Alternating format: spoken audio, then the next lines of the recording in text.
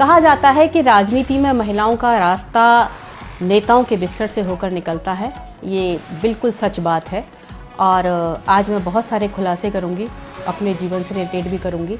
और अभी जो मधु किश्वर हैं वो आरोप लगा रही हैं, मोदी नामा जिन्होंने लिखी है उनकी बायोग्राफी लिखी है, जो जिसकी बायोग्राफी लिखता है तो उसकी पर्सनल लाइफ के बारे में, उसके अंदर तक बहुत सारी चीज़ों के बारे में उसको पता होता है। तो आज वो इस बात को खुलासे कर रही हैं कि ऐसा है, तो मैं समझती हूँ कुछ ना कुछ सच ही होगा उसमें, गलत तो वो नहीं बोलेंगी। और उनके साहस को भी प्रणाम करती हूँ कि इतना बड़ा साहस उन्होंने किया, पर पता नहीं वो इतनी लेट क्यों बता रही हैं, कोई मजबूरी रही होगी उनकी। मैं 2009-10 में जब अपने स्कूल और कॉलेज चलाया करती थी, तो जब कभी सिटी में कोई प्रोग्राम होता था, कोई आया है, तो मुझे वक्ता के तौर पर लेक्चर देने के लिए बुलाया जाता था। एक बार महिला दिवस का कार्यक्रम था, मंत्री भी आए हुए थे और मुझे मुख्य वक्ता के तौर पर वहाँ बुलाया था। मैं वहाँ गई, मैंने अपना लेक्चर दिया।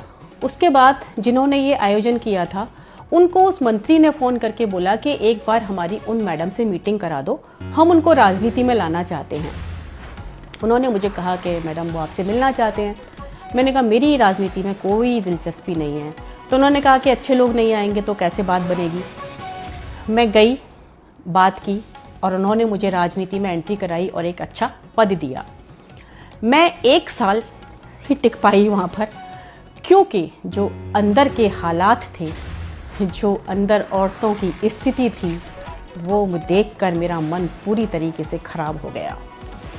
और ये सच बात है कि 90% महिलाएं जो है इसी रास्ते से होकर वहाँ पहुँचती हैं। 10% महिलाएं सिर्फ वो हैं जो कि या तो बहुत पॉलिटिकल बैकग्राउंड से आई हुई होती हैं मजबूत, या फिर जनता का उनके पास इतना बड़ा समर्थन होता है तब वो वहाँ पहुँचती हैं।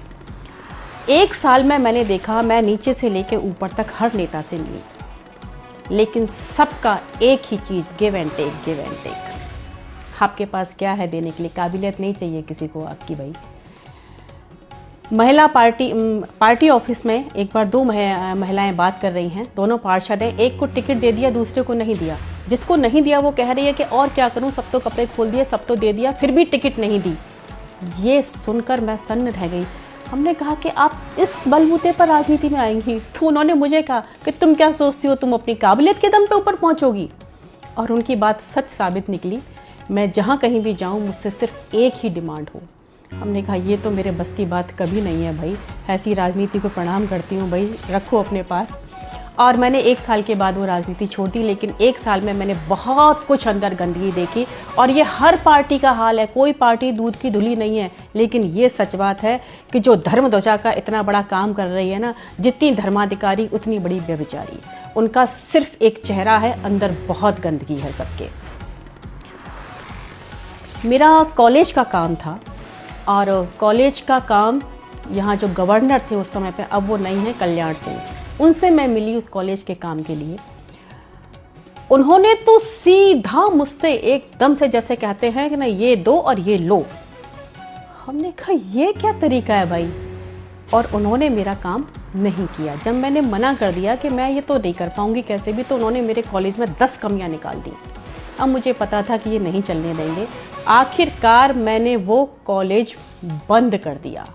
तो ये यहाँ की एक सड़ी हुई राजनीति का हिस्सा है।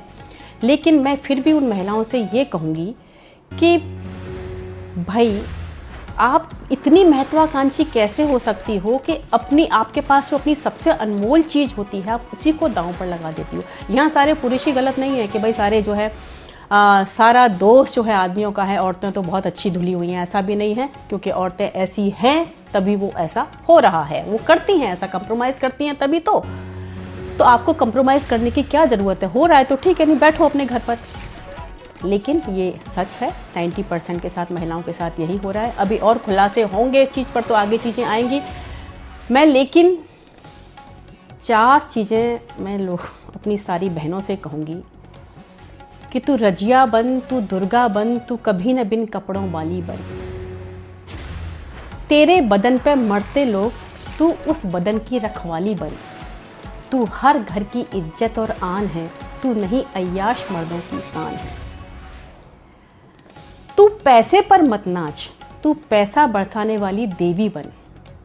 नाचना बुरी बात नहीं है, वो भी एक कला है, पर तू अय्याश मर्दों को जल्लादों को नचाने वाली बन।